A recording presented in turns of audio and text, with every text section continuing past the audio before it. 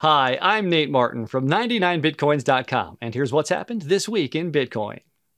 The U.S. Securities and Exchange Commission finally approved a limited ETF. The VanEck SolidX ETF will only allow institutional investors to get Bitcoin exposure via the traditional securities market, so a full ETF tradable by the general public is still pending.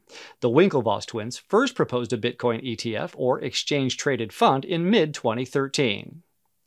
Burger King fast food franchises in Germany will now accept Bitcoin for orders and deliveries.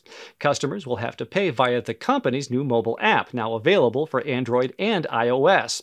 It's unclear whether Bitcoin will also be accepted in the 600 physical Burger King restaurants across Germany. Apple is, quote, watching cryptocurrency, according to an executive at the tech giant. Apple Pay Vice President Jennifer Bailey, talking to CNN at a private event in San Francisco, said that the company sees potential in cryptocurrencies. This is the first time Bailey has acknowledged Apple's interest in cryptocurrency, though it's unclear what the company's intentions might be.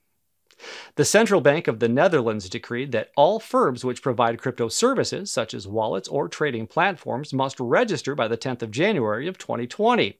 Dutch firms which don't register will be shut down.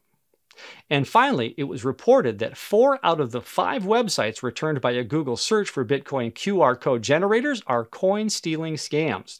Always use a trusted wallet to generate crypto address QR codes. That's what's happened this week in Bitcoin. See you next week.